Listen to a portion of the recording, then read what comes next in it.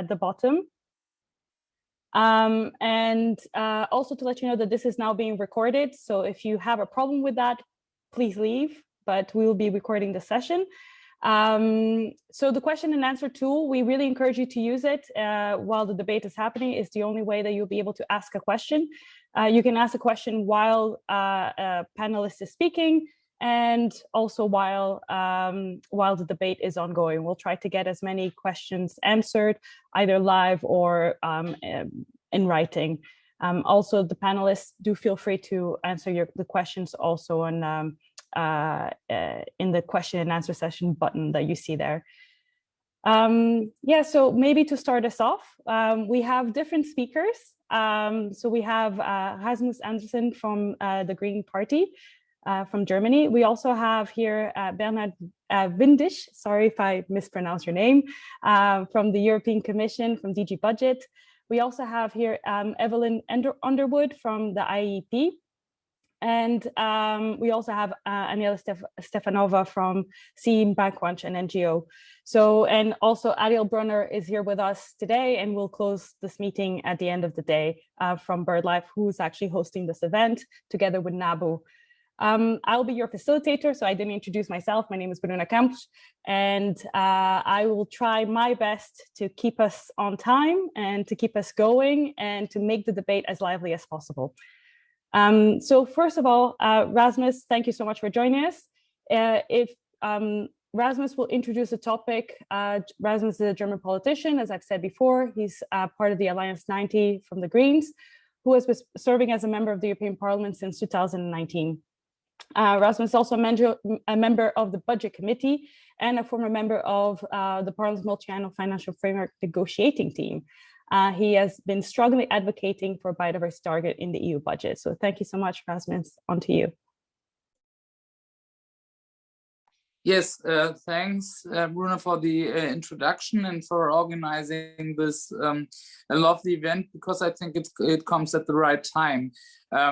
Because when we are debating biodiversity and different elements of it, we all agree on very fast, like on climate, that we are facing an existential threat for our societies when it comes to biodiversity, to nature, to many of those questions also linked to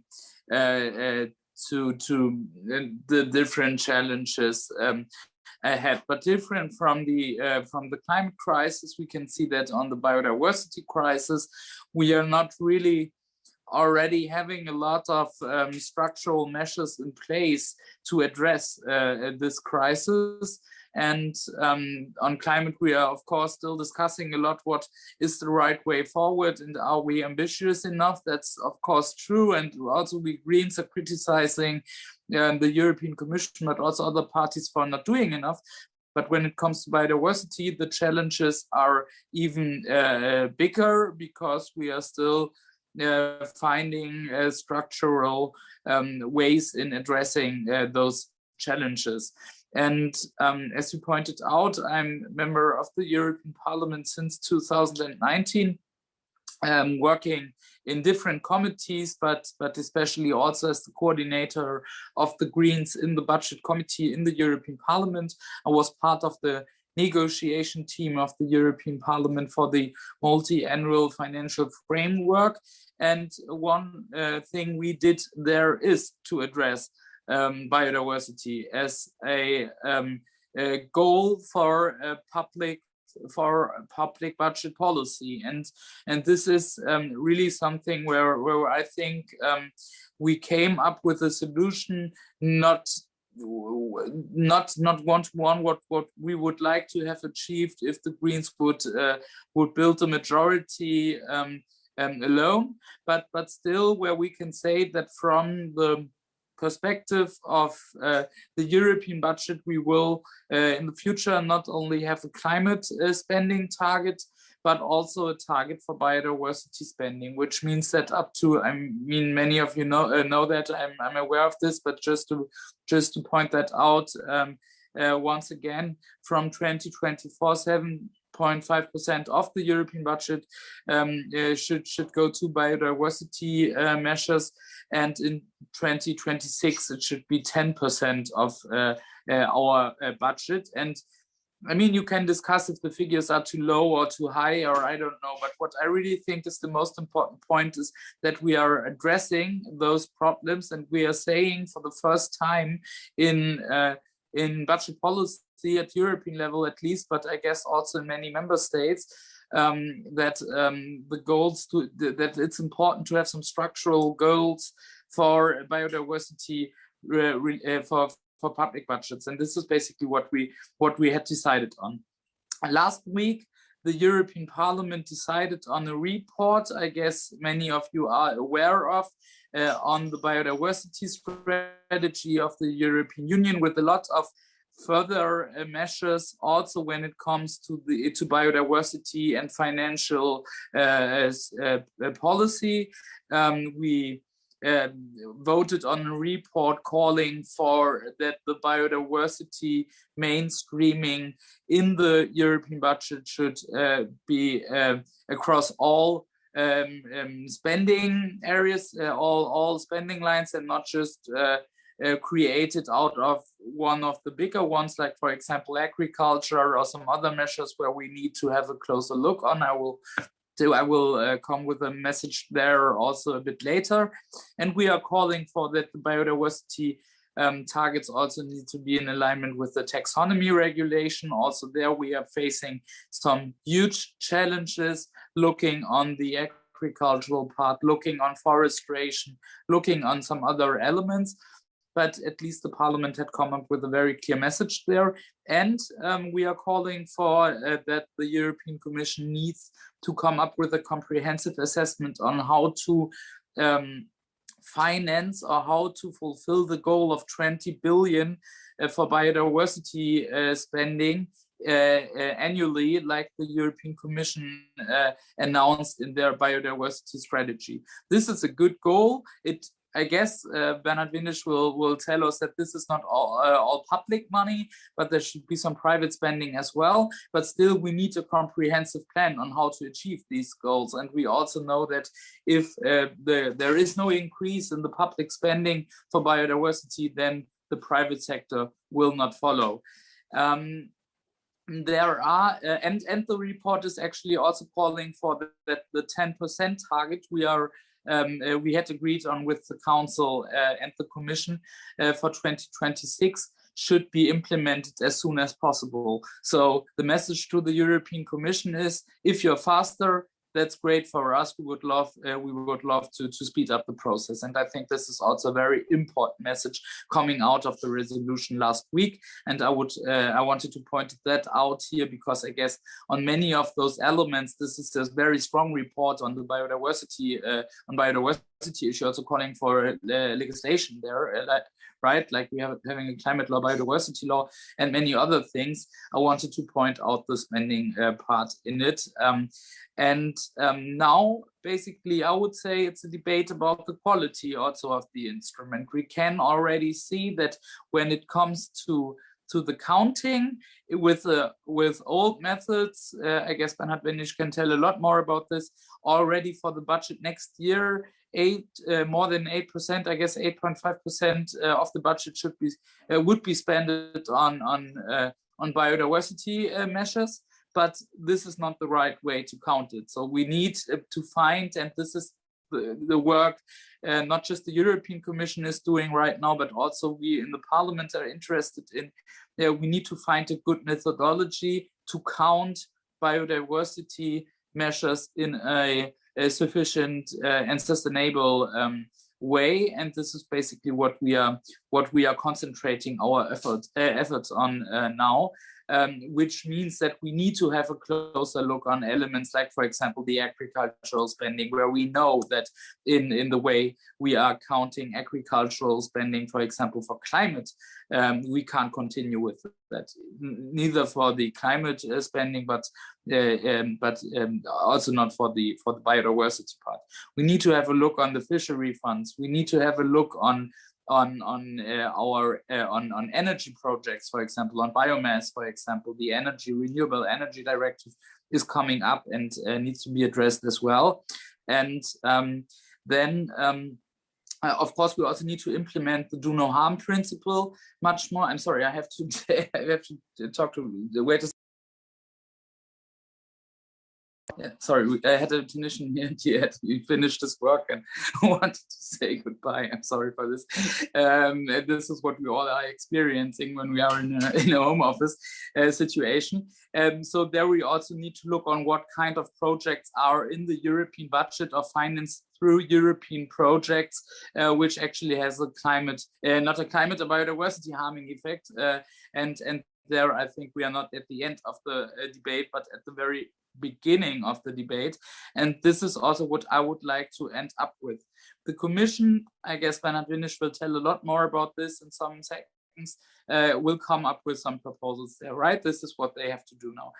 This is the clear mandate they've got from the MFF negotiations. But on the other side, I also think it's really important that civil society, that organizations you are all a part of, are working on this as well. And my feeling is that when it comes to biodiversity and also instruments, methodologies for the European budget, we really also need to have some more discussions, but maybe also proposals, ideas on how this could be addressed and what the best way forward is. Because at the end, and this is what is happening on the climate level, at least it's a big discussion about different elements, and then you will find a good way and a compromise with some strong proposals at the end. And we need the same on biodiversity, and there is still a lack of information and a lack of good proposals, and I would love to work together with you on this. Thanks. Thank you so much, Rasmus. That was very comprehensive. So it sets the basis for the conversation. And you've already mentioned that you want Bernhard to take up quite a lot of these comments and questions. So we'll get right onto it. Bernhard, as I think you have a presentation also for us, so you can go ahead and tell us what the Commission is thinking. Indeed. No, thank you very much for having me here this afternoon. Thanks for the introduction, Bruna, and actually also for already kind of referring a number of the topics forward to me, Rasmus. We fully agreed on a lot of what you're saying, and I will try and add a little bit more detail to what you have, in a sense, already introduced very comprehensively. So I'm going to have a look at the biodiversity financing in the EU budget, and so perhaps a word on myself. So I'm a head of unit in DG Budget. I'm working on the performance framework on the one hand of the budget to see that we actually spend effectively, and on horizontal, or what we call cross-cutting policy objectives, i.e. all those objectives that basically are spent from various different funds, such as climate and biodiversity. If I could have the first slide, please.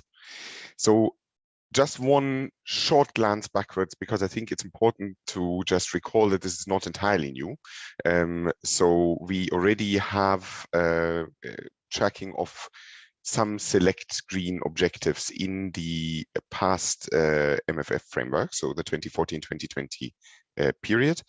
We had an ambition already on climate, which was to spend 20% of the funds on climate.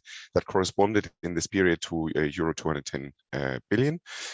We had no ambition or target on biodiversity. Rasmus has already mentioned that this has changed now, and we come to that in a second. But we already tracked how much we were spending. And again, there's an evolution here that I think we can talk a bit more about, both on climate and biodiversity in the way that we are tracking. But within the method that we used to track in the past period, we spent 86 billion on biodiversity, and there is a separate reporting on air quality, which is obviously has a lot of overlaps with climate, but is not really the same. So we are spending here separately as well. Can I have the next slide, please? So let's drill down or have a look more specifically at biodiversity. And I think this graph is really important because it shows one really important part, namely the importance of the common agricultural policy.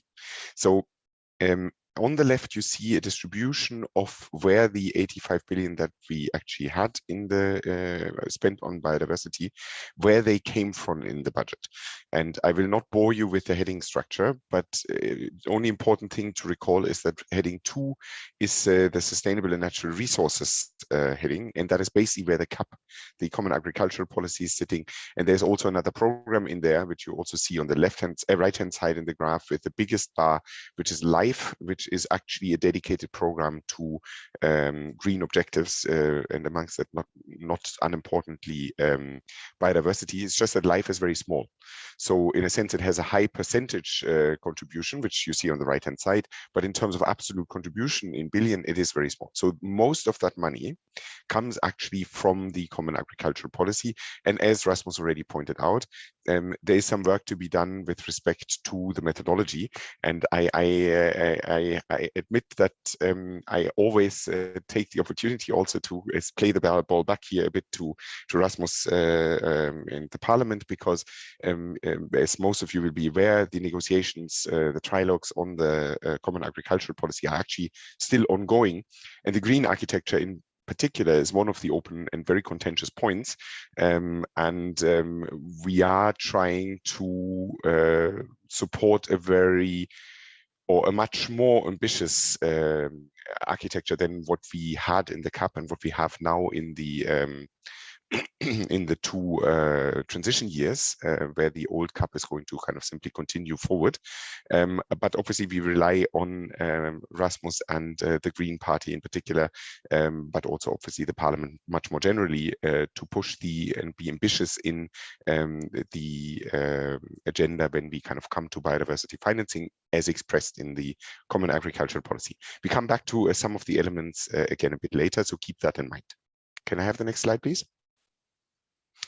So what has changed? And I think here there is, you see on the left-hand side of the graph, basically the 2014-2020 period, on the right-hand side, the 2021-2027 period. So on climate, just to recall, there is a 30% target for MFF and Next Generation EU. Just for those that might not know it, the MFF is the multi-annual financial framework, so the 7-year framework budget of the EU.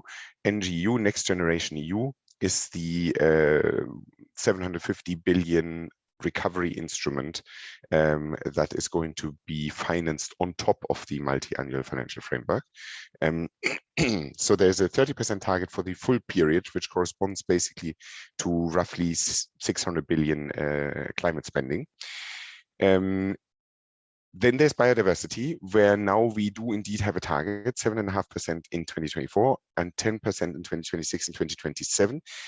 Let me be very clear, just so that there's no misunderstanding. These are annual targets. So in a sense, the climate target is a 30% target over the whole period. The biodiversity targets are basically targets that will be and have to be fought out, so to speak, in the negotiation of the annual budgets. So if there's a shortfall, in a sense, it needs to be addressed in the year that we are currently planning, or that we will be then planning. And we need to kind of review this when it comes. I also draw your attention to the right-hand side of that slide, because there's a lot of buzzwords that Rasmus has already referred to, where basically we are trying to we are working on more generally to reinforce the green architecture of the budget, to ensure that we are not only spending on projects that are actually working positively towards achieving our goals, for example, in climate and biodiversity, but also that we spend the rest of the money, and even those monies, in a way that it does not actually harm the other objectives that we have. And so there is the do no significant harm, which is the terminology of the taxonomy regulation, but that is actually a bit similar to sustainability proofing, which is an older concept and comes from the Paris Agreement. But again, the idea behind it is a bit similar. So to ensure that you actually not finance something that is actually negative in a way for climate or the environment or social objectives. We are operating with exclusion lists. So what is actually not financed by the budget? So hard exclusions, what we really do not want to do. And the other 2 points I will pick up, if I may, actually on the next slides. So can I have the next one, please? So here we are looking at the biodiversity financing 2021 and 2027. I do apologize because I always realize, and it always strikes me, and I always forget the next time, that the scale of the numbers is too small. So what you can see is, or what you can't see perhaps, is that the percentage number goes from 8.4% on the left-hand column to 8.9% on the right-hand column, and that basically this is the 7 years of the MFF that is lying before us. So there are a number of comments that need to be made on this. The first one is that, as Rasmus has already pointed out, this is based on assumptions that underlay our marking of biodiversity expenditure in the past MFF. So we have not actually figured in these kind of calculations, changes that we might actually want to make in the marking system itself. That might make them more stringent in some areas. It might also actually include areas that we haven't actually previously thought to be relevant. But there's currently work ongoing inside the Commission, but also with the Parliament, to work on precisely how we are going to do that tracking. Just to know, this is not kind of taking into account any of those changes. So it's really a kind of extrapolation of what we did in the past into the future. This is the first point. The second point is, as you will be very noticeable, we are actually lacking. So I think for the target in 2024, we are on track. I think we even have a little buffer. So that means that if we review significantly downwards our contribution methodology, so just as a kind of hypothetical, if it came to that, I think the 2024 target is certainly not something that we should miss. But you will also see that there is actually, even under this methodology, a sizable gap in the years 26, 27 to what the ambition is that we have set ourselves to achieve. So this is really something that we are actively monitoring, and is something that is very important, because as you see here again on this on this chart, we are relying a lot on the regional policy, which is the light blue contribution in the lower part of the chart, as well as the CAP, which is the green contribution. So the two pillars of the CAP, darker green and lighter green. So in a sense, all of these funds, so perhaps less the pillar one, so the direct guarantee fund in the agriculture, but certainly the rural development fund, but also the regional policy funds, all of these do rely on long-term programming. So why do I say this? I'm saying this because this means that we need to get the biodiversity target in 26, 27 already right and on track in the programming that we are doing with the member states now.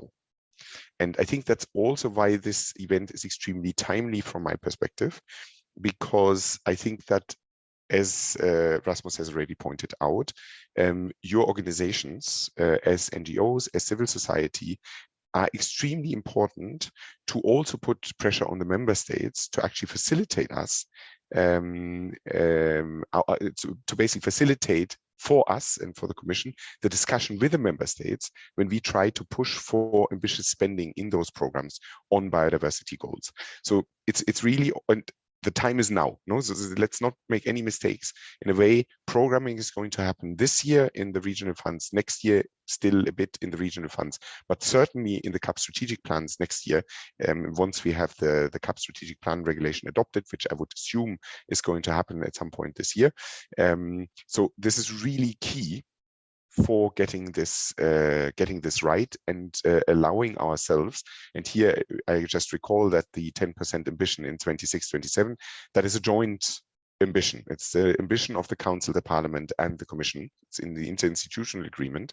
So it's really something where we all as institutions are and should be working together to get to that 10%.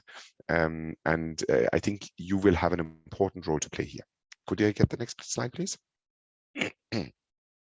These are three opportunities that I would like to point out.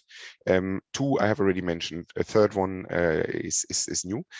So in InvestEU, which is the follow program to the European something and strategy, European Fund of Strategic Investment, sorry, the famous Juncker Fund, if people might still remember. The follow-up program is InvestEU, and InvestEU has a new window, so a kind of facility, financial instrument facility, which is expected to mobilize at least 10 billion euros over the next 10 years. And that is really something where we would expect that a lot of that investment space will come in the biodiversity area. Here, I do indeed, as Rasmus predicted, point also a bit to the private sector, because these funds are leveraged. So this is not 10 billion that comes from the budget. It's basically guaranteed through the budget, and therefore, so the riskiest tranches usually are basically coming from the budget, and then the kind of less risky investment comes from the private sector. So in the EFSI, so the European Fund for Strategic Investment, the multiplier was between 13 and 15. Personally, I would believe that the multiplier for natural capital will be lower, because I think that the investment is going to be more risky in these areas. But it is something that is important. Then we already spoke about the cohesion fund, and here currently we are talking about 6 to 7% of the envelope. That's very low. And therefore, I think there is room here in the programming to do more. And as I said, it would be good to put here pressure also on member states. 1% additional financing translates into roughly euro 300 million. So there is a lot of scope here as well. And in a sense, the last point is the CAP eco schemes. We put 20% here because this was part of the Commission proposal. We now know that the real number after the negotiations will be actually higher, which is great. But we obviously need to see whether those eco schemes will be biodiversity positive. But just to give a number here is that the 20% corresponded to 6 billion per year. And what we need is basically 2 billion. So in a sense, if you kind of put this into perspective, there is a lot of room in various different areas if we kind of are prudent, smart, and forward-looking to actually ensure that we kind of spend that money well in the 10% area in 26-27. I've been told that I'm almost at the end, and I would like to go to the last slide, please. This is something that I just wanted to quickly show, and then I will stop here. And if there are questions on this, I'm very happy to go a bit more into detail. As I said before, we are reviewing currently our marking system. So how do we actually evaluate that something positively contributes to climate, but also obviously to biodiversity? And we have been in the past relying on the OECD Rio marker system. Many of you will be familiar with that system. It has significant advantages, but there are also some drawdowns. And I think that slide here shows a bit the difference between the OECD Rio markers and the system that we want to go to going forward. And we are looking very much forward to discussing this, obviously, also with the Parliament before we make any kind of significant changes. I'll stop here, and I'm looking forward to the questions and answers. Thank you. Thank you so much, Bernhard. I think you set us up for the next presentation, which is going to basically talk about the tracking methodology that you were just talking about. And we're not starting from zero. The EU already has a vast experience. In the last EU budget, it has already been doing climate tracking and biodiversity tracking as well. And we're joined by Evelyn Underwood from the IEEP. And Evelyn is actually a senior policy analyst for their biodiversity and ecosystems program, and she's been with them since 2012. So she has a lot of experience on this tracking methodology. So she'll be able to give us some insights of lessons learned from past experience. Thank you, Bruna. Right, let me share my presentation.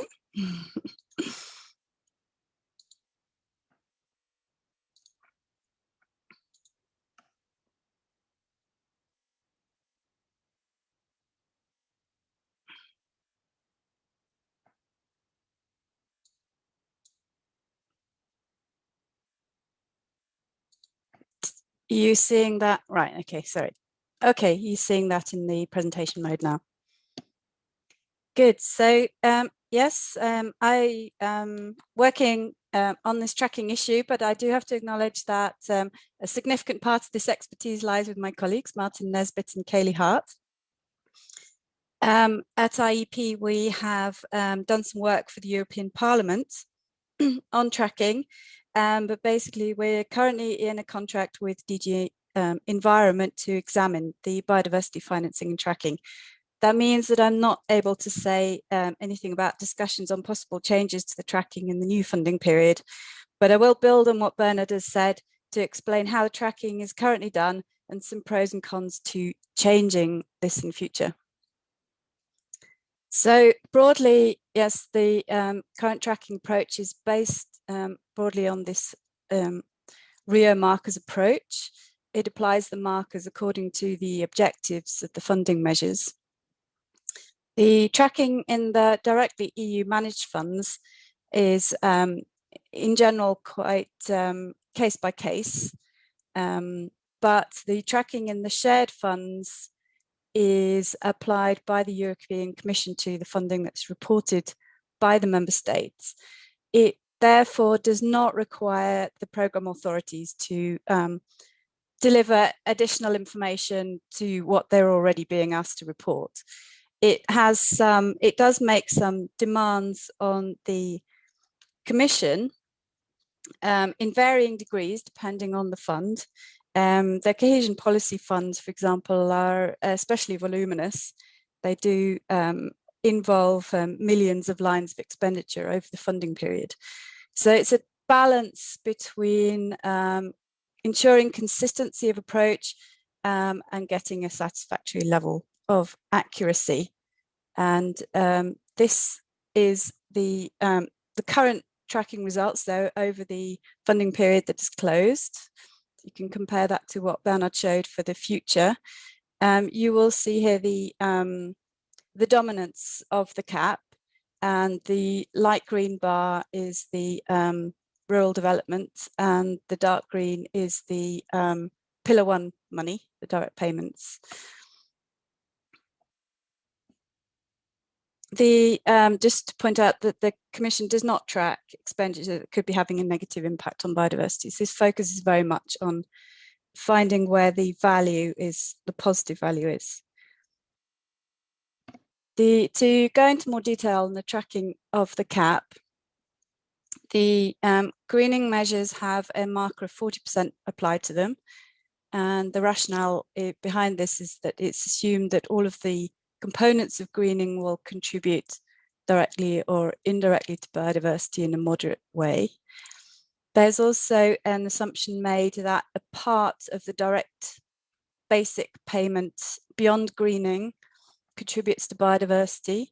So this is 7% of the direct payments, and a 40% marker is applied to that 7%. And the rationale of this is based on the fact that cross-compliance is required. The standards for good agricultural and environmental condition set basic measures for soil and water protection and protection of landscape features. And there are requirements that farmers follow the rules that are applied to Natura 2000 sites. So there's a measure for controlling and sanctioning that. Under rural development, the approach, the marker of 100% is applied to all of the measures that are assigned to priority 4. So that's all 3 focus areas under priority 4, except for the areas of natural constraint spending. And also to measures assigned to the focus area 5E, which is about climate adaptation. So the 0% marker with the rationale that there's no direct biodiversity objective goes to the areas of natural constraint, and the measures are not programmed on all the other priorities.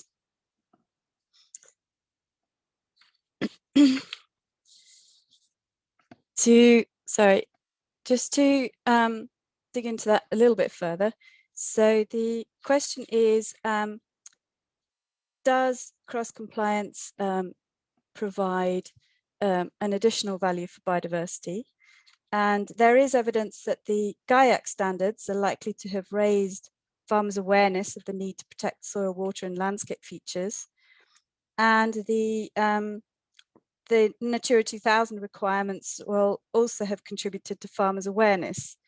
The question is that these requirements and checks are focused on avoiding damage.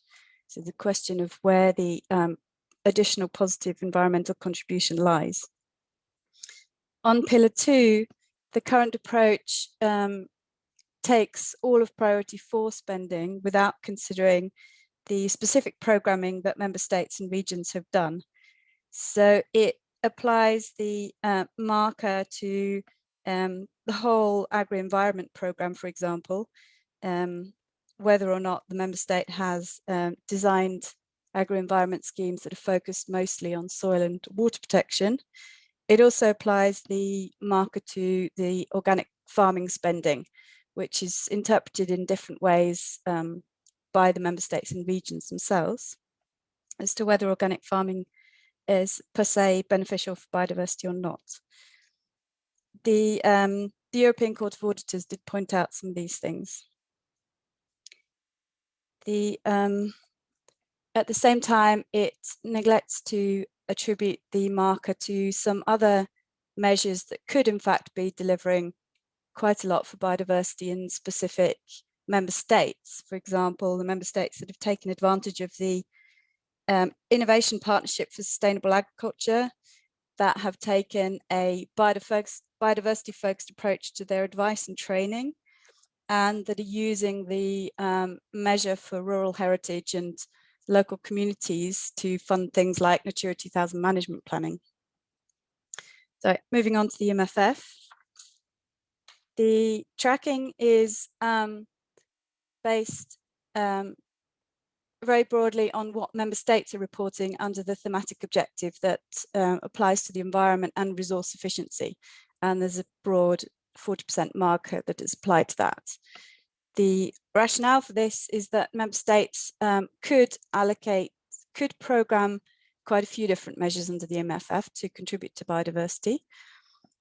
The cons of it are that as member states have until now tended to spend very little on the most biodiversity beneficial measures, the tracking is mostly picking up spending on measures that have a broad range of potential for very beneficial or even maybe negative effects. For example, spending on fishing ports or landing sites. A particular issue if the marker were broken down to the measure level or specific projects is the issue of whether temporary or permanent cessation of fishing activities should be assigned a biodiversity marker. An argument supporting the biodiversity relevance is that this would be something that would be required in marine protected areas. The counter argument is that it's a payment for avoiding damage, and particularly the permanent cessation. There is an argument that this is simply adjusting the fleet to the limits to catch that are set under the TAC process. It doesn't therefore actually provide any additional reductions in catch. This is an area where there is not currently a very detailed rationale. On the other hand, spending on control and enforcement could have biodiversity benefits if it were targeted at, for example, avoiding bycatch measures or restrictions in protected areas, and similar argument applies to data collection and increased knowledge and better surveillance. Moving on to the cohesion policy funds, here the tracking is based on the characterization of the type of expenditure, which is done by member states according to a list of intervention fields. Now, there are 2 intervention fields that are actually fully focused on biodiversity, and they're given the 100% marker. And then there are 3 other intervention fields that are assigned the 40% marker. And these are significant because they currently include a large proportion of the spending under these funds, in particular the wastewater spending and the adaptation to climate change. This spending could have could bring a lot of benefit to biodiversity, but these categories are very large, and they also include some spending that is perhaps irrelevant to biodiversity, or potentially could even be harmful if you're talking about grey infrastructure, for example, for coastal protection. So there's currently no mechanism in place to provide the information that would be needed, for example, to differentiate nature-based solutions from other spending in these areas. So to draw this to a close, key points of the current approach are that it is based on the it being a very light touch for member states. Basically, the onus is on the Commission to do the extra work. It's also based, the rationale is based a lot on the objectives of the spending, as pointed out by Bernhard, and it doesn't, it's not able to take much account of the impact currently. Achieving a more ambitious approach, as also said by Bernhard, is tightly linked to having more ambitious targets to deliver on biodiversity objectives. And this is a political dialogue that will continue. It's not just about the cap, it's also about the potential for legally binding targets on nature restoration and other issues under the new Green Deal strategies that we have. And it's also a decision of what the tracking should aim to achieve now. So if the aim is to encourage greater mainstreaming, then it may require greater demands on national and regional authorities. If the tracking is primarily to demonstrate progress to the spending target, there is a risk that this will provide an indirect incentive to encouraging overestimations of the biodiversity relevance of spending in order to prove that the target has been met. So 3 key questions are, how can the tracking process encourage better mainstreaming? How could it identify expenditure with a potential negative impact, or should it even do that? And how can the underlying rationale for biodiversity tracking be improved? I hope that was within the time limits, and I am available for questions and look forward to the discussion. Great, thank you so much, Evelyn. I think some of those questions we'll try to answer during the debate. So keep those in mind. We'll come back to them. I think that was very useful to understand sort of what has the tracking, how the biodiversity tracking has been ongoing right now.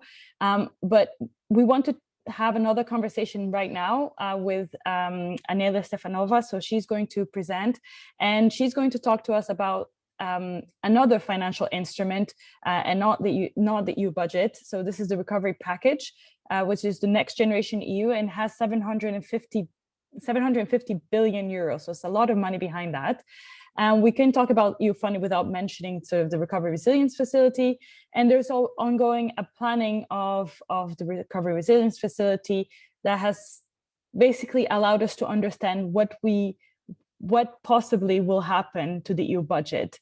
So Anelia Stefanova, she's been with CE Bankwatch for more than 20 years.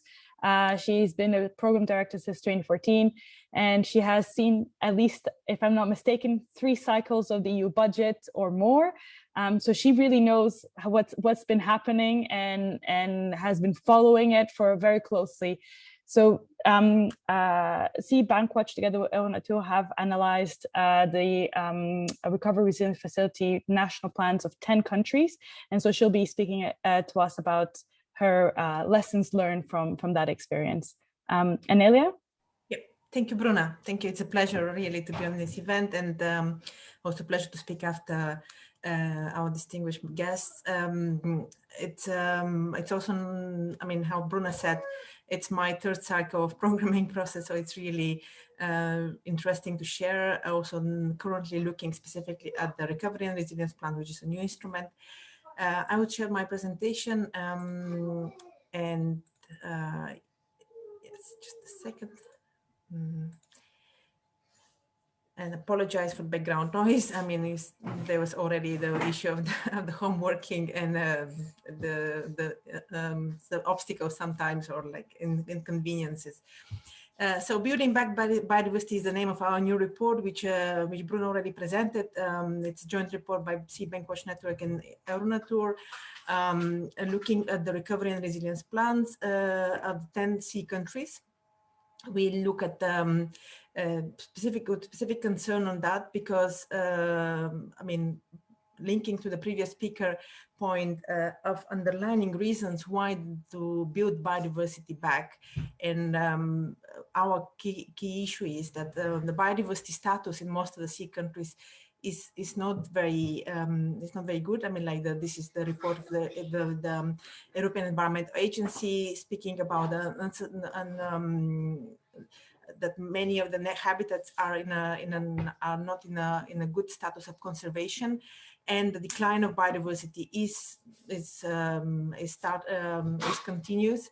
So lack of an action currently is much, and lack of action and cost of an action is much higher than effectively the investments which are needed and estimated by the newly adopted biodiversity strategy. So we look at the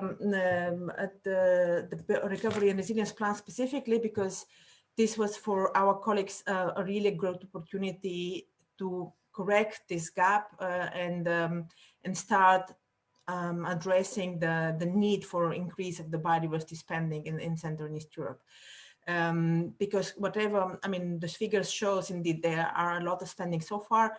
Our concern is that it's too little and it's too bad at the moment. In many of the cases, you would have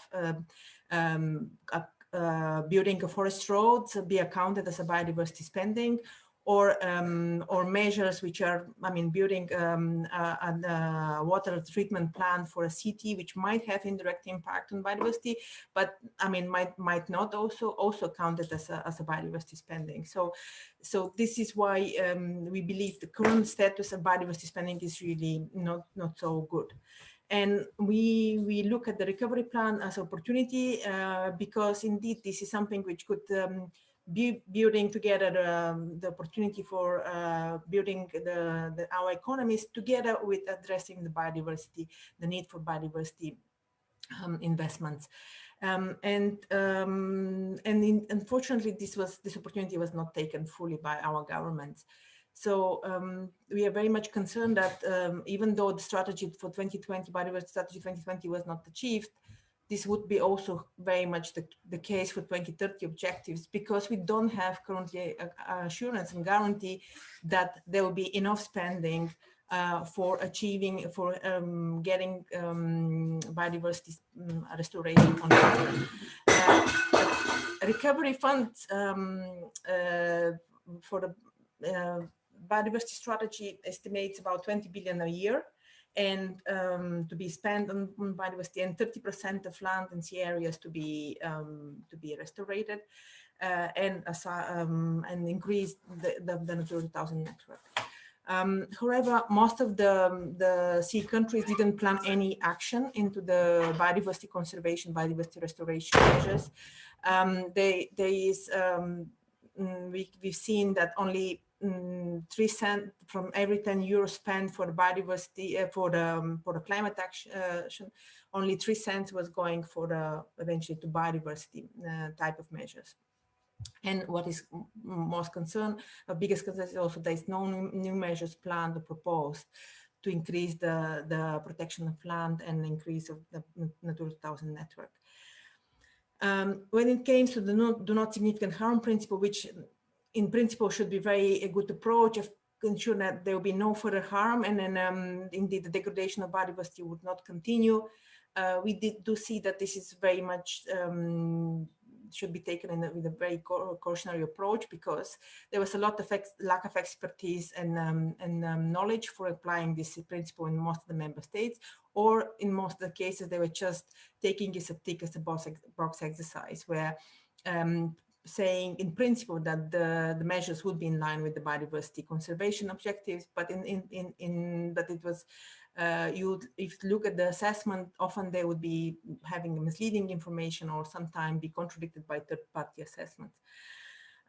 This basically means that there are harmful measures or measures which potentially could be harmful and are included as measures to be financed by the recovery plan. But then, I mean, in practice, these measures could be harmful to the biodiversity, and we do believe that the do not significant harms principle need to be substantially improved to be really a thorough mechanism to avoid the damage. And a major issue with that is also the transparency of this, because even though it's environmental information, this information was often lacking in the plans. What is the impact of the fact that there is very little spending allocated now in the recovery plans? Most of the member states says you should be looking at the cohesion funds, and then this could be a good source of that. But there is no guarantee indeed that the cohesion funds would be financing what is missing. Currently, what we assess that in several countries there was a prioritized action framework already in place and measures very clearly outlining what are the next steps in terms of nature conservation needed in the countries. But in fact, none of these measures was taken on board by the recovery plans. So simply there was no intention, no promotion of this type of measures, and we don't have a guarantee that this would be included in the cohesion funds. Indeed, great that there is some earmarking, but again, if this earmarking for the biodiversity is not adjusted to really measure the progress towards biodiversity strategy, we are afraid that we would not be able to see this. These measures taking on. And what is more needed is because of the current status of the, low quality biodiversity in projects in most of the countries. A lot of work is needed in terms of preparation of good projects. For example, our colleagues in Romania was mentioning the need of the preparation of the forestry reforestation grounds and measures to really prepare upscaling of the forestation, if this could be one of the objectives for increasing the Natura 2000 sites protection. What we've seen also is that the public participation was very, very weak in the recovery and resilience plans preparation. When there was a public participation, the plans improved. And this was exactly the case of the measures which was proposed to be eventually climate beneficial and such like forest management, traditional forest management in Latvia, which with support of action of the local civil society was removed after that from the plan, because it was just supporting very much traditional type of forest management, which is not sustainable at all, and it's not even climate friendly. And indeed, public participation could be a key factor for improving the contribution of the plans to the biodiversity. What we are concerned specifically is that even though we are successful of excluding some harmful projects, the proposals which was made by civil society was not taken on board. And I could just give you some examples. There was more than 40 projects which was in the comments of the civil society, part of the consultations of the recovery plans, which was not taken on board. But this is some of the few of them which we could mention. In Latvia, our colleagues was proposing development and management of the Natura 2000 network. Latvia is a country which has a very low level of Natura 2000 network coverage, only 11%. So they need clearly see the need of further development. In Poland, we was proposing implementation of surface water management restoration program, which is basically an alternative of a dangerous measure which was proposed and included in the plan for irrigation and water management of traditional type. In Slovenia, our colleagues are proposing preparation of national monitoring schemes and implementation of those for the Natura 2000 network, which was not taken on board. Bulgaria, our colleagues focus on connectivity of Natura 2000 network, which is very weak in the country. So biodiversity indeed for us is the triple win, no conflict between investing in biodiversity and investing in the climate. Opposite, the biodiversity could contribute substantially to the achievement of the climate goals and also the economic development. It was also proven by a recent study published of our partners about the economic viability or the job creation potential of the biodiversity measures. So I would not spend more on that, but just the last point on the biodiversity tracking and spending. There were, what we've seen and very dangerously is that there was presumption that if the climate positive measures some measures are tagged as a climate positive, this will automatically mean they're positive also for biodiversity. What we see also in the figures of the Commission, in terms of assessing the overall plans, they are now showing that 10 billion euro would be spent on resource efficiency and biodiversity, which it effectively undermines how much effectively would be spent for biodiversity, because merging it with other areas it's a good way to hide what exactly would be allocated for the biodiversity conservation and restoration. So there's need of improvement of the tracking of the biodiversity spending, and this need to be going across all the funds. So we are looking forward about it in the discussion about how this could be done. Thank you. Thank you very much, Anelia. That was a very sort of thorough presentation, and I think your experience, will really help in the debate. So I'm going to ask everyone to just turn on your cameras, because this will make it easier for the debate. So possibly to start us off, there's been a lot of conversation about this target and reaching this target. This question is to Bernhard to start us off. Member states are now deciding what to finance with their chunk of the EU budget. How is the Commission actually ensuring that member states are putting the money for nature? So that's, well, I showed you already, we have a gap currently of 1.1%, roughly corresponding to 2 billion in 2026 and 2027. So what we are doing and what we have to do is, there's also a question on the Q&A channel to that effect, is that in the negotiations with the member states, when we negotiate the operational programs, we need to push member states to actually propose and include in the programming biodiversity relevant measures. And to be honest with you, this is not different from a lot of other kind of ambitions that we have, in the sense that we are trying to kind of steer and negotiate with the member states to go in certain directions. But there's obviously limited legal grounds to reject plans if certain things are not done, because the regulation does not actually give us any of this legal leeway. So this is not an excuse. This is just a reality, So I think that's something that we need to face. But that does not mean that, as the Commission, I think we have a responsibility, and we will take that responsibility very seriously. That in the round of negotiations now of the programming for the next 7 years, well, 6 years for as of next year, we will try and ensure that member states do make a push in that direction of biodiversity. Now, the programming has hardly started, so I cannot actually tell you right now how this is going. And I think we will know a bit more in the second half of the year, when we are actually kind of progressing a bit.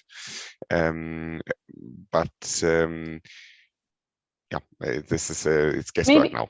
Yeah, maybe to add on to that, it's good to know that the Commission is going to push the member states to put the money behind biodiversity. That's a good sign.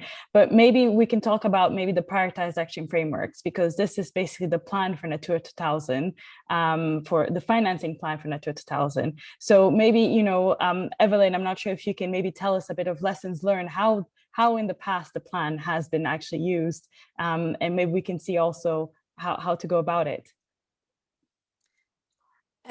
Yeah, so the first thing to mention is that the ambition for the role of the paths has been greatly increased for the current funding period. So they now cover not only Natura 2000, but also spending on green infrastructure beyond Natura 2000 to ensure that coherent network that we need, and restoration outside the sites that we need to preserve biodiversity. They're also much more complete and ambitious. The member states have greatly upped their spending targets, so there's been a big increase in what they estimate, but they're still currently very much a planning tool. So there is no mechanism to sort of account for whether the path was achieved, or to bind it in with this tracking procedure. They're quite separate processes currently. The EU funding regulations require the CAP to be taken into account in the programming, but then after that, there's no follow-up on that. It's currently in place.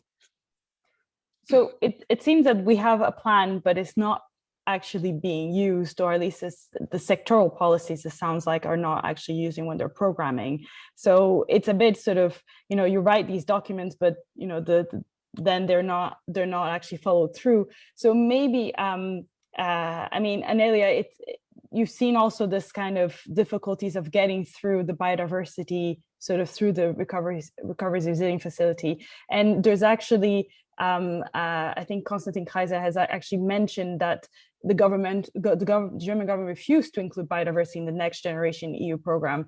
So they just didn't want to do it. So from your perspective, why do you think member states are not financing nature? Yeah, very good question, Bruna. Indeed, while what we see, the climate is slowly getting into the political agenda of the Central and East Europe countries. Biodiversity is still very low, I mean, in terms of priority, and there is need for action and support and stronger. I mean, combining the carrot and the stick type of action, probably.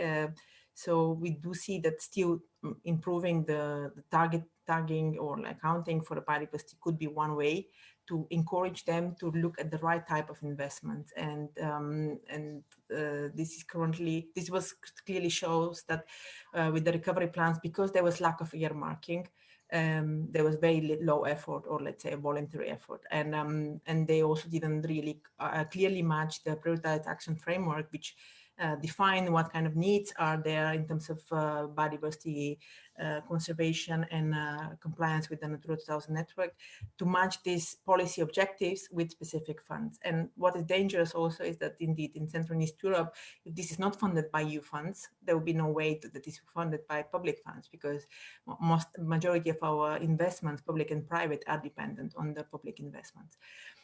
So we do need stronger instruments from the Commission, and then in the same time we do need also more outreach and awareness raising and support for groups and civil society acting and working to promote this type of measures on national level. So in a sense, maybe to Bernhard, do you think, you know, from the information you've received from from the questions or the information you received from the panelists and what Anelia has just been speaking, do you think let's say there is sort of a mistrust of sort of that this will actually be done in this programming period? How can we trust the Commission to actually deliver on that they will actually follow through and get member states to put the programming behind? That's an excellent question. If I could answer that question, I would be delighted, and I think I would, yeah. But no, I think, but my feeling is, and I would also like to kind of come back to Konstantin's question over that you mentioned. I think we need to really be very careful what legislation we are talking about. the RF regulation does not mention biodiversity. It was not part of the goals. It was not part of the aims. That might have been a mistake. But again, no, I think we need to be very clear about what we're doing. In all our MFF programs, biodiversity is part of the legislation. It is in the recitals. That means it's not legally strictly binding. However, it gives the Commission this clear mandate and a clear kind of, in the absence of the word stick, it's not like that we can legally sue anybody, and we are in any case not going to do that, but it gives us an actual tool in our hand to pursue this point and actually raise it with member states and to discuss it in a different way. So I think there's a little bit of a difference. And I think this is really important because it means that, I mean, I'm not trying to hide behind the legislation, but what I'm hearing is that the Commission should do more, and I think we are trying to do more. No, as you said, I mean, there was even a kind of statement by Konstantin that the Commission tried and Germany refused, and that's unfortunately is a situation that we are faced with. But I think that in other funds we might have a slightly stronger hand that we can play, and I think we would try and use it. But as I said before, I think these are national administrations that we are arguing with. There are national organizations, also in civil society. And I think there's also need to be a push from the other side to assist the Commission. But I can only say that we are committed.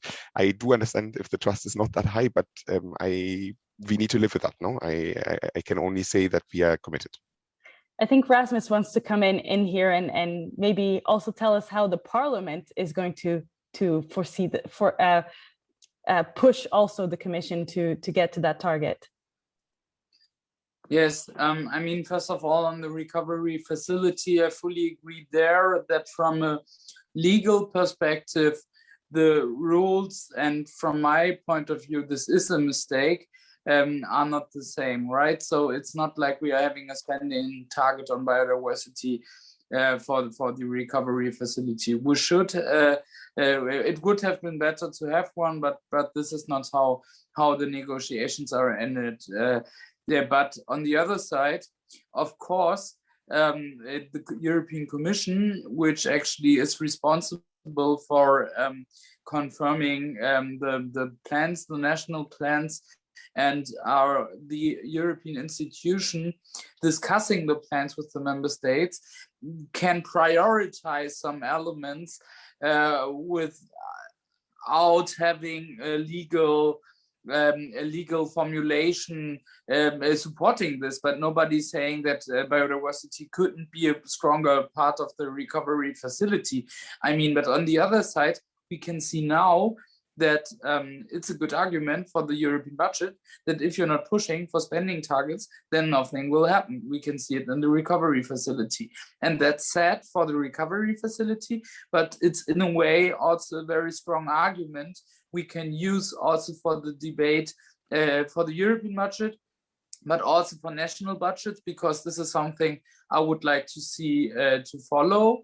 The European budget should be an example, a good example for national budgets with targets for biodiversity there as well. And of course, my member state, Germany, is a very bad example, and many of you pointed that out. What we are doing in the Parliament is to push and to come with concrete proposals also. So we are not waiting for a great proposal coming from Bernhard and his colleagues in the European Commission. This is important.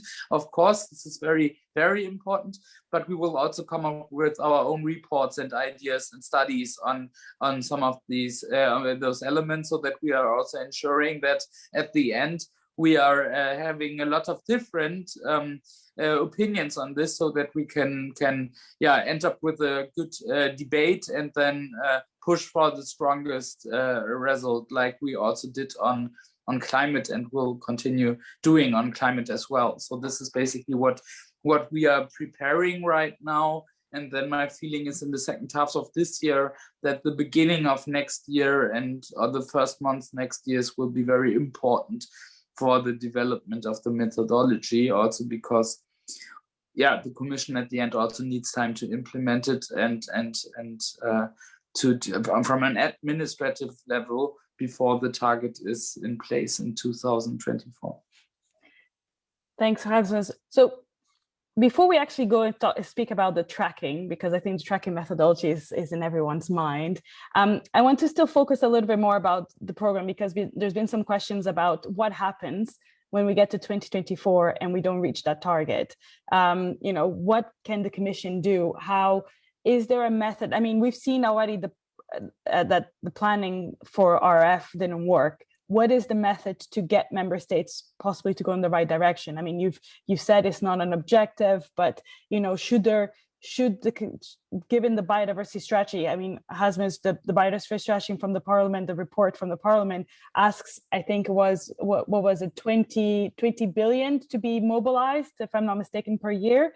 That's a lot of money. And you're asking the Commission to actually set out a plan for that, but then the RF doesn't provide any money for that. So there's already one pot of money where there's nothing coming out. So is there a possibility to reprogram the money in the future? And for example, can the European semester give recommendations so that member states can sort of readapt their plans? What about the midterm review? What do you think, Rasmus, on this? Yes, I mean, I fully agree. There, you mentioned some options we are having. I mean, there are different elements in it. First of all, on the national budget, of course, you could link it to the European semester, but we also need to find some best practice at European level first, so that we actually are having a methodology where we all can agree on that. It has an effect on the biodiversity spending, and it's not spent on the wrong projects like in greenwashing elements like we had in the past when it comes to biodiversity and also other elements. So this is key, and then afterwards we need to have a look on the national budgets, and yes, of course, also give some recommendations there. I mean, this is very sensitive because, as you all know, the national governments doesn't want to get recommendations from the European Union, or at least they should be formulated like in a very friendly way.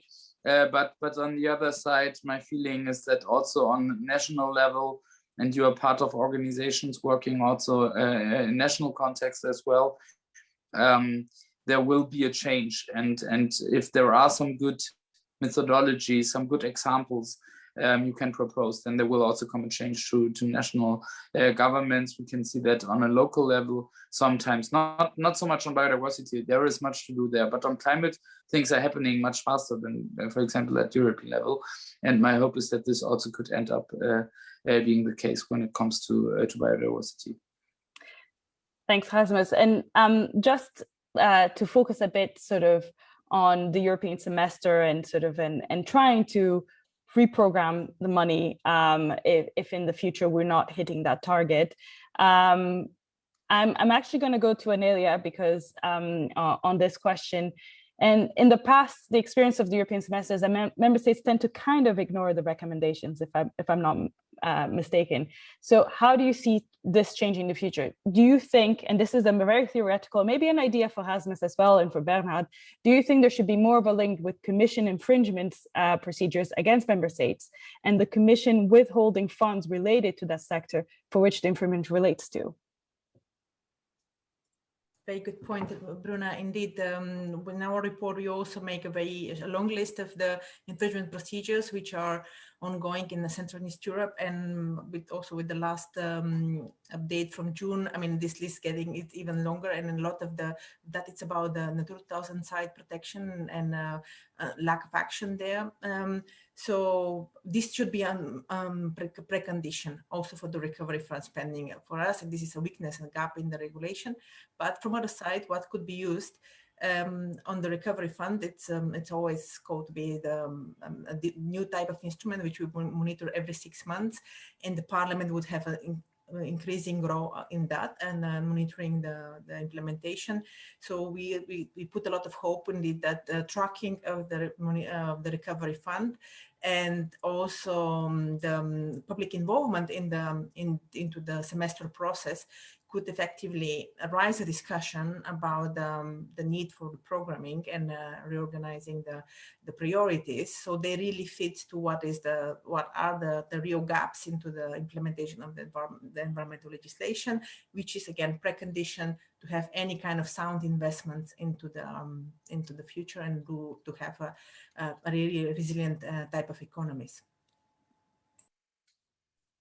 So in a sense, I mean, at the moment, I don't think this is possible. I mean, Bernhard, can you tell us what is the possibility of possibly doing this in the future?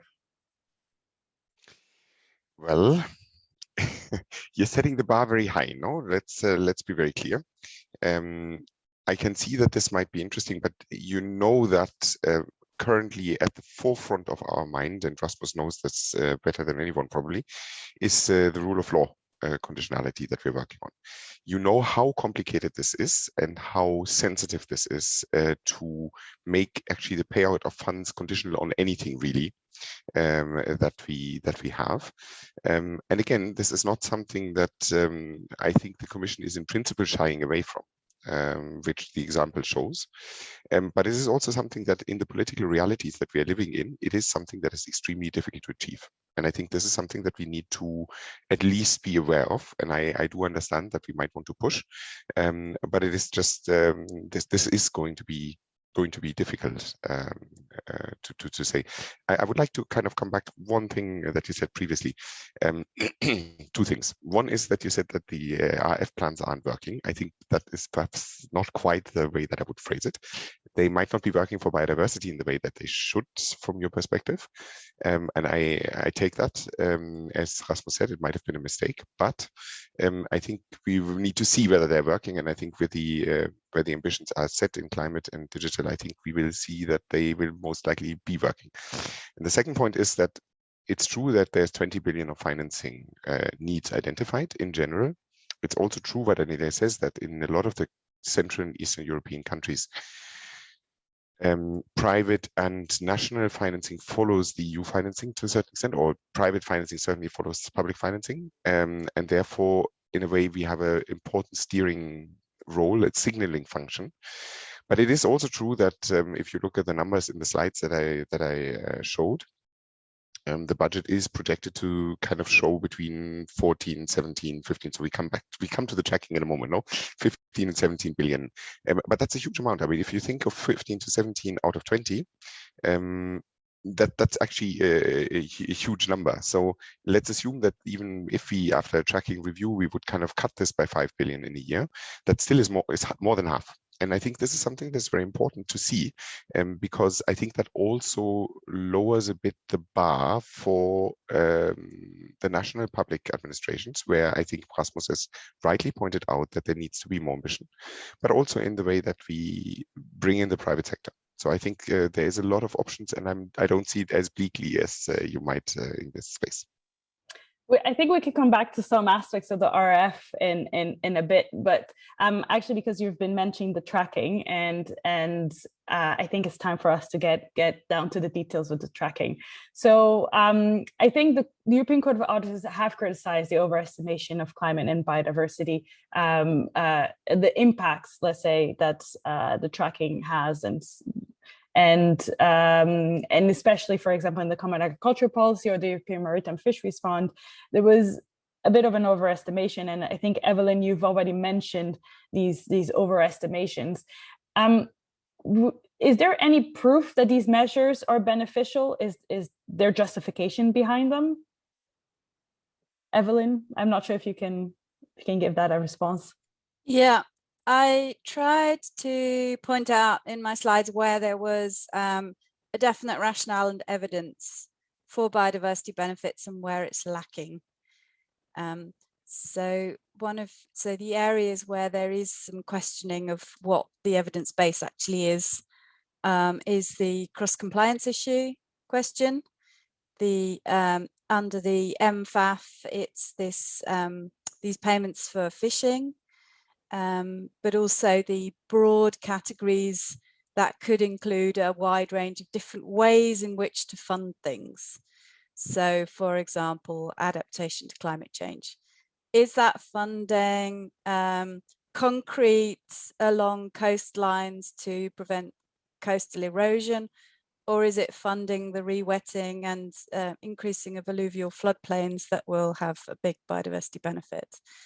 Is all currently coming under the same broad expenditure categories. So, I mean, just to come back on that, because I think it's important to understand why the tracking doesn't work in the way that we would hope it would work. It seems that member states don't actually report on what they could report, let's say on nature-based solutions, measures that actually apply, or how much they actually spend for the benefits Natura 2000. So maybe, Evelyn, why is that? What are they actually reporting on if they're not reporting on that? I don't know how much I'll be able to say on this. These are just some ideas that I threw in. So there is obviously, it's not easy to define what a nature-based solution is, but perhaps in specific examples, you could say whether something is a nature-based solution or not, an actual project. But obviously that would then put the onus on the people who are at the front line of assigning this project expenditure, who are sitting in regional authorities and the programming authorities and not in the Commission. There are other theoretical possibilities. There could be a link between project spending and Natura 2000 sites. There could be a link between project spending and water bodies that have monitoring of their water quality. All of these things are in the realms of possibility. The CAP money is already administered in a very detailed manner by member states. They all have their big database to manage CAP payments, and there is information additional information that they could extract from that. But that would require a political agreement on additional indicators and reporting to the CAP regulation. So my question, I mean, just going back on that, my question to Bernhard, sorry to keep picking on you, but how will you ensure that the new expenditure, this is actually a question from Rafael Veland, so how will you ensure that the new expenditure target is not a follow-up on the review of business as usual? So on the, how do we make sure that we actually are having a tracking methodology that actually tracks the right expenditures on the right topics, and we're not going back to business as usual? So I think I cannot point you to the biodiversity methodology because it doesn't exist yet, but I think the idea is that it will follow a bit what we've done in climate already, starting in the RF regulation in December, and then kind of continuing it in the CPR in February, where basically a lot of the categories are in a sense split, a bit like what Evelyn has suggested, in the sense that, for example, if you have energy efficiency in buildings, so I'm now talking about climate just because I need some examples that are telling, and I cannot make them up for biodiversity now on the ground, but where basically, for example, for energy efficiency in buildings, we have a category where basically the significant compliance criteria are actually linked to what the taxonomy requires for climate effect, where we then assign a 100% marker. And we assign a 40% marker if it does not comply with that, on the basis that if you spend money on energy efficiency, it will on balance still be a good thing. It will just not be as good as it should be in order to be climate neutral. And therefore, we would still kind of count 40% of the expenditure as green. So in a way, what this should demonstrate as an example is that we are trying to move away from the intent-based RIO markers or objective-based RIO markers that Evelyn has mentioned previously, to something that takes into account the expected effect of an intervention. And in a way, if you now kind of extrapolate this to what Evelyn has already mentioned in, for example, the question of flood prevention, indeed, there is, for example, there is no distinction being made between concrete dams and nature-based solutions, floodplain reconstructions. And arguably, it would be good to actually have that distinction. I think in the past, and I do believe that there is some truth in that, we have always argued that what you do with concrete is not a good thing, and it shouldn't count anything. What we do with nature, we would actually count as 100%. So on average, if we look at all the different measures that we have in that category, we will probably find something that will come out somewhere in the area of 40%. And that's the reason why we've never actually assigned 100%. And I think what we will do in the more diversified, kind of gradualized thing is that we would have measures that are clearly good, which with a mark clearly 100%. Measures that are clearly not good would clearly be marked, or clearly not, I mean, they're not bad, it's just that they don't contribute anything positively, marked at 0. And if there is an effect to be expected that is going in the right direction, but perhaps not in the level of ambition that we would like to see, then we have more in the area of 40%. But this is kind of the general idea of the climate tracking, the new version. And I think the idea would be to go in the biodiversity tracking methodology in a similar direction. What exactly that will look like, we need to obviously discuss. So because we're going to have to start wrapping up, but there's just one aspect of the tracking methodology which has been mentioned. I think, Bernhard, you did mention before, which is related to a negative accounting. And I think it's important to bring it up. So this is more actually, Rasmus, I'm not sure how much you know about negative accounting, but there's a big discussion about harmful subsidies, and the tracking methodology not actually taking into account negative impacts on biodiversity makes it difficult for us to actually determine sort of what's harmful and what's not, and how much is actually going to biodiversity or having a bad effect on biodiversity. So what's your opinion about negative accounting? Do you think this is something that the Commission should put forward in their methodology? Well, we would like to go away from the real markers, and because we think that they are not useful for climate accounting, and there are a lot of problems related to this, which some of you already mentioned, and this is why we don't want to add like the real markers with negative counting, but we would like to see a new system working much more and to have much more transparency also on when we are talking climate, on the CO2 emissions, when we are talking about biodiversity, then we need to find a definition, and that's really complicated. And this is what I mentioned we will work on also in the Parliament in the second half of this year.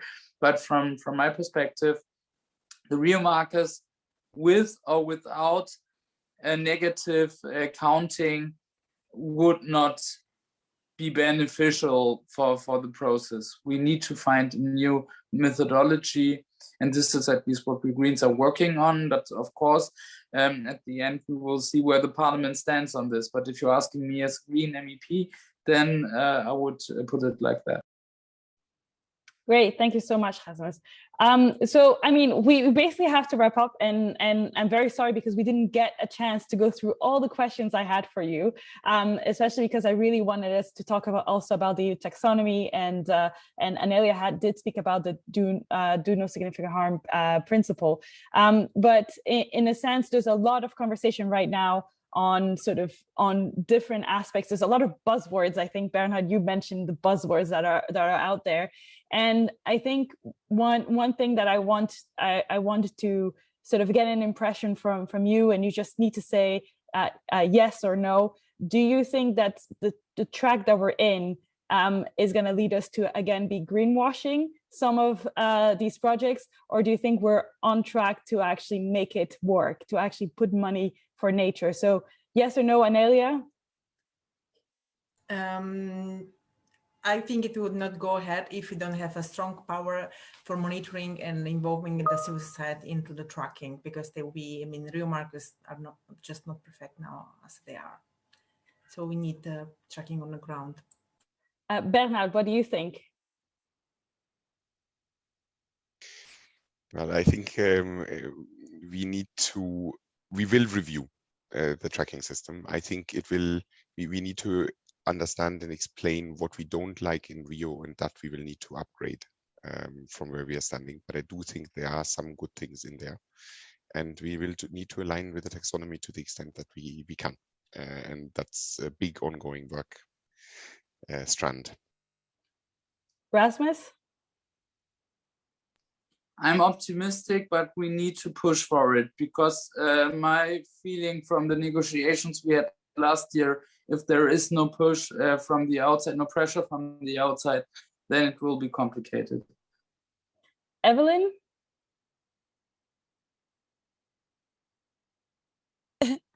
I would also be optimistic. A great deal has changed since the previous funding period. It sometimes is a case of institutional inertia, or the blockages, the unwillingness of institutions to take on massive change.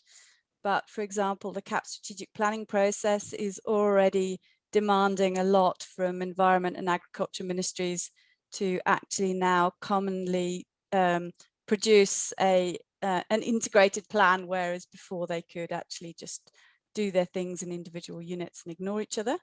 So there's a great deal more that needs to be done, but there's also a limit to how much you can challenge institutions. So it's a process, and the more political targets, the more clarity on the political targets that are being set, the more that will drive this change.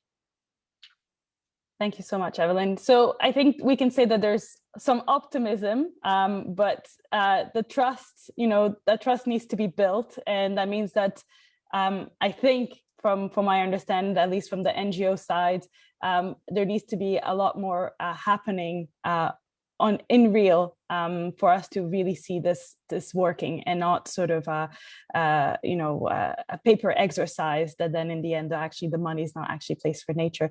But I leave it to Ariel to conclude a bit sort of the debate what's happened. And Ariel, I think you're there. Yes, great. So if Ariel can, thank you so much for everyone, but Ariel will help us conclude this debate.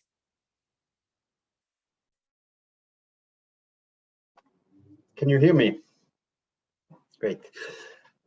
Thank you very much to all of you for this very interesting and very, very timely discussion. What I'm taking home, well, first the premise. So the premise is that, as everybody and his dog has now said, we are in a climate and biodiversity emergency. We've just heard it from, for the first time together, from the IPCC and IPBES, that we are not going to solve climate change without solving the biodiversity crisis, and vice versa, and that if we don't solve both of them at the same time and kind of now, then we are ending up in a very, very dark place as humanity. And we've heard it from everyone, from the kids on the street, from the scientists, from the leaders' declaration for nature. Everybody agrees. But, and the but is what we've discussed today, we see a lot of headline targets for saving us. But then when it comes to the most tangible way of trying to solve the problems, which how we spend the money, we are still seeing very, very little money that goes to biodiversity conservation, and a lot of money that keeps going to perverse subsidies that destroy nature. And this is now well documented, and we see it happening again. So we have a really, really fundamental problem there. From what is emerging, it sounds like we are already wasting the giant opportunity of the recovery fund,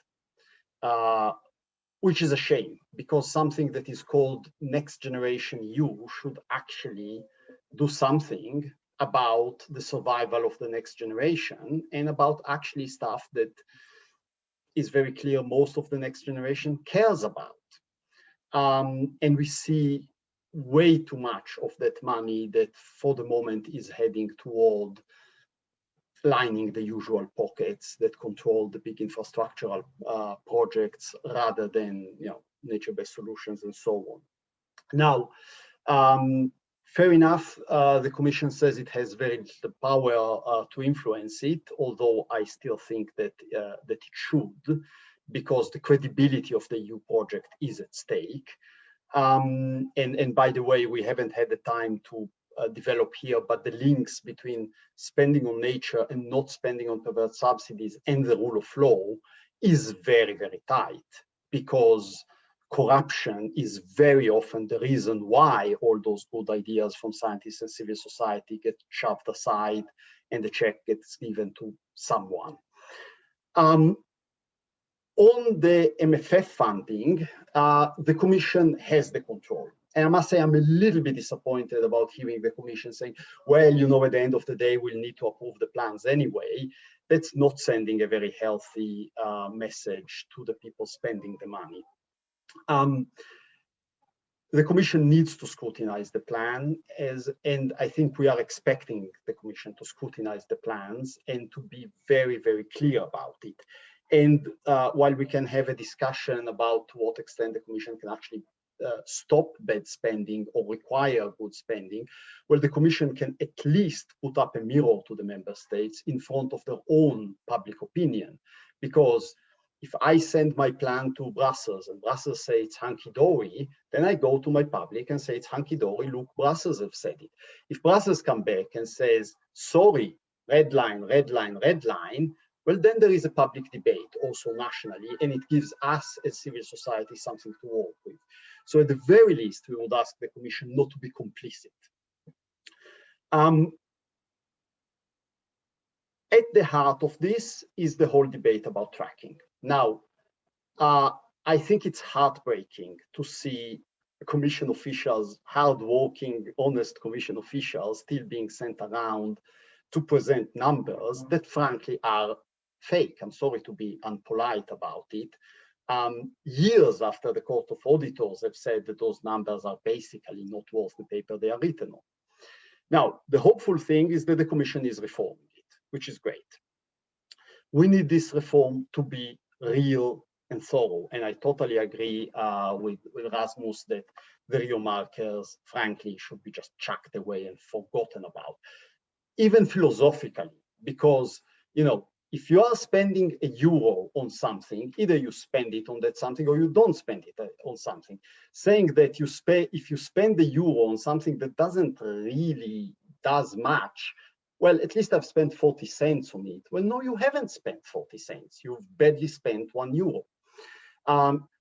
But this might take more time. At the very least, we need to make sure that as of now, as of this cycle, you actually start looking into what the member states are spending the money on. At the very least, you do not allow any euro spent on perverse subsidies to count as biodiversity spending, which frankly is what is happening. You know, you've seen the tables. Most of the supposed biodiversity spending is in the CAP, and most of that money has gone to the intensive livestock sector, to monocultures, to all sorts of stuff that actually destroys biodiversity, let alone to stuff that hasn't helped biodiversity, like agro-environmental schemes that were meant to deal with other problems and very often fail to deal even with those other problems. So at the very least, no spending on perverse subsidies, not a single euro should count as biodiversity spending. Number two, what is being counted as biodiversity spending should at least be kind of about biodiversity spending, not linked to something that links to something that, you know, well, they still respect the law. So after all, it actually needs to be for things that you can explain to the public what the link is. And third, we need the Commission to be honest about it and to help society understand what is going on. I'm afraid that for the last 15 years and more, the Commission has been providing the member states with a greenwash. The Commission has been actively putting out this information. This needs to stop. We need the Commission to be showing what the member states really do, so that all those ministers and prime ministers that go on prime TV in the evening saying that they care about biodiversity and the next generation and all the good stuff, and then spend the money in the opposite direction, well, at least they should be embarrassed about it. And in that, the Commission can do a hell of a lot of good, simply by doing honest accounting and putting it out in the open and not being afraid to say the truth, even when the truth is ugly. You are not defending the EU by pretending the EU does a lot of good things. You defend the EU by being credible. So that is, I think, the job for the Commission. And then there is a very clear job for the Parliament. The Parliament has just voted a fantastic report on the biodiversity strategy. But the risk is that this biodiversity strategy will end where the previous one ended, and the previous one, and the one before that was called an action plan. If we don't want this to be the case, the Parliament needs to remain on the ball and be vigilant on the recovery funds, on the approval of the various CAP, MFF, and all the other spending plans, cohesion, and so on. And it needs to sit on the numbers and really, really make sure that the numbers are true and that they are being put out in the open, and they are being put out in the open in a meaningful way where they can be understood.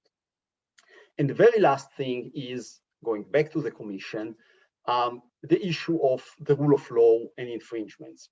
Again, I've seen for many years, to be honest, this has started changing under the current Commission, but with past commissions, it was epidemic, the kind of game where member states break the law and then tell the Commission that they break the law because they don't have the money.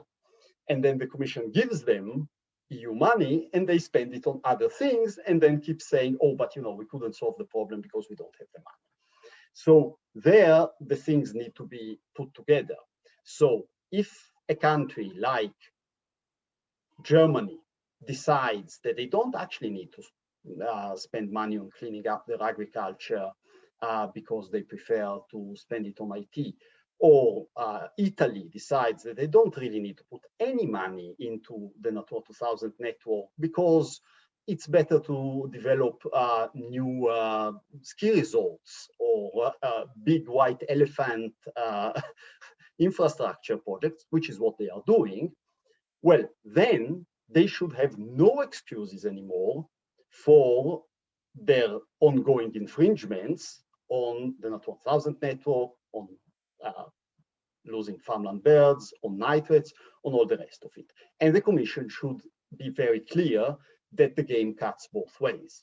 You cannot say that I'm not able to solve the problem and then have a pile of money for solving it and decide that you don't use the pile of money for spending it, but then you still use it as an excuse. So those are, I think, the messages that I would have taken home. But to finish on a positive note, I think there is a good dynamic here. The Commission is actively working on changing a broken system. The Parliament has been pushing. Civil society is mobilized and will remain mobilized. If we work together, we can bring on board also the member states. There are a lot of good, honest, hardworking officials in every member state I know, but they need help because they are up against some very powerful, very dirty, very well politically connected vested interests, and they need help. If we leave them alone, they will be forced to put the money where they've always put it. Thank you very much. And before we close, of course, a huge thank you to Andresen, my colleague from NABU BirdLife Germany, to EuroNatur, particularly Bruna, who have been a bit the driving forces behind this event, to our fantastic BirdLife Europe comms team that have kept the light on, to our speakers who have been extremely open and committed and I think also ready to go into uncomfortable territories. And of course, to all of you that have endured yet another on-screen event. Hopefully next time we will see each other for real. Thank you.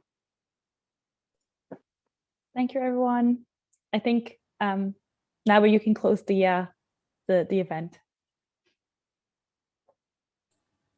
Thank you, everybody. Have a nice evening.